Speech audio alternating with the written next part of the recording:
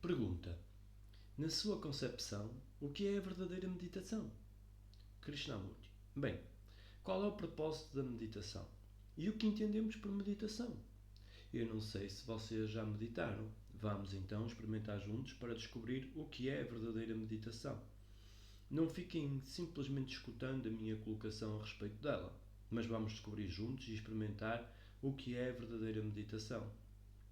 Porque a meditação é importante, não é?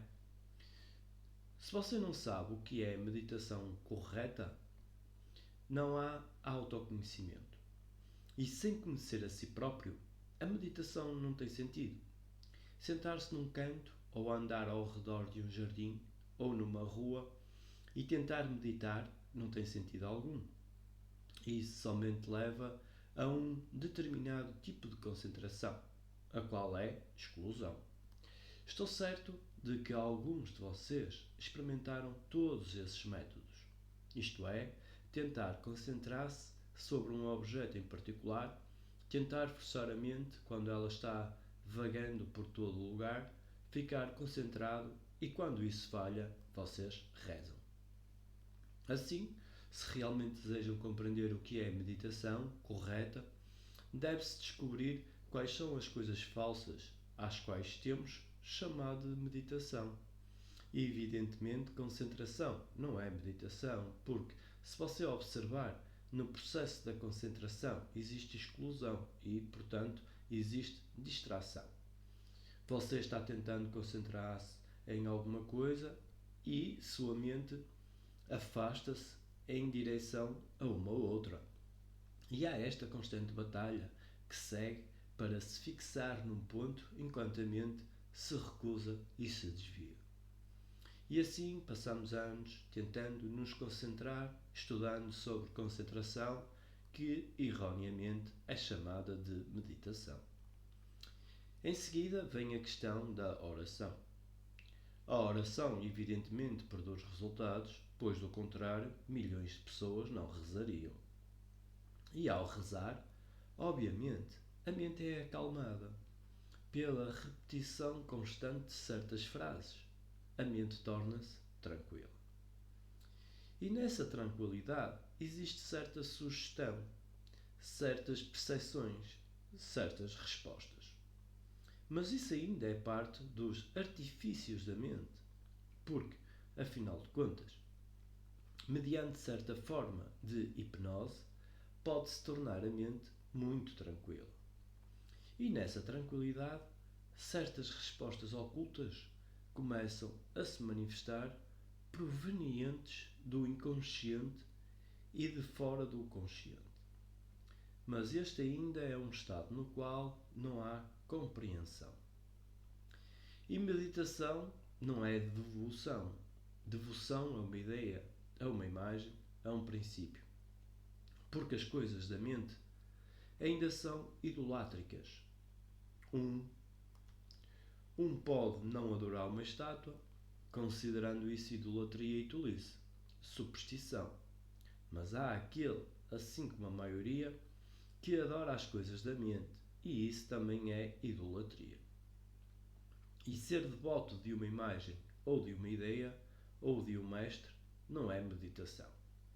Obviamente, é um modo de fugir de si mesmo. É uma saída muito reconfortante, mas ainda é uma fuga. E este constante empenho para se tornar virtuoso, para adquirir virtude mediante a disciplina, mediante o exame meticuloso de si mesmo e assim por diante. Evidentemente, também não é meditação. A maioria de nós está presa nestes processos e, uma vez que eles não proporcionam a compreensão de nós mesmos, não são o caminho da meditação correta. Afinal de contas, sem a compreensão de si mesmo, que base vocês têm para um pensar correto? Tudo o que fizeram sem essa compreensão de si próprios é agir de acordo com o seu background, com a reação do seu condicionamento. E tal resposta ao condicionamento não é meditação.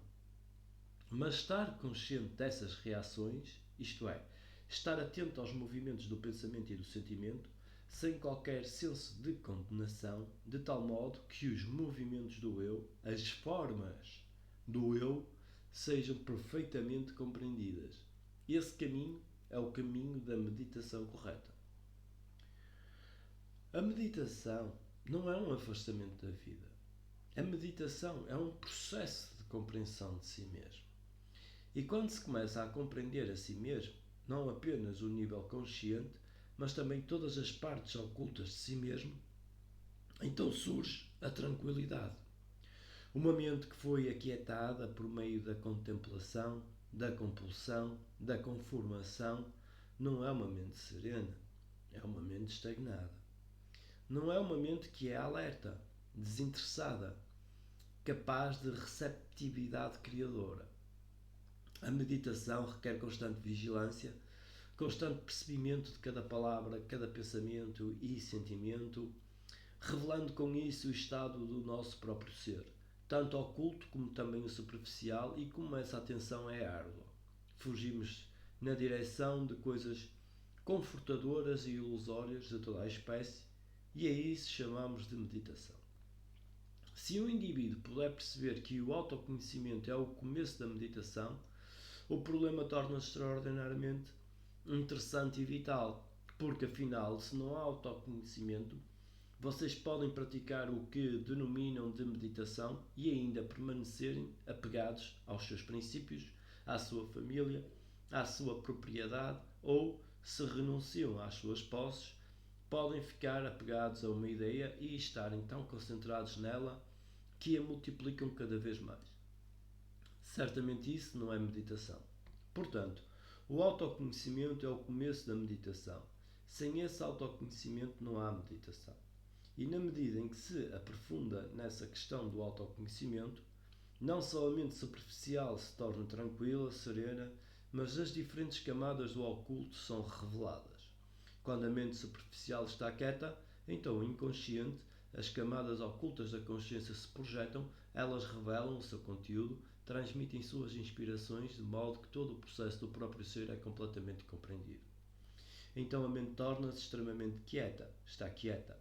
Não foi aquietada, não é compelida a permanecer quieta por uma recompensa, nem pelo temor.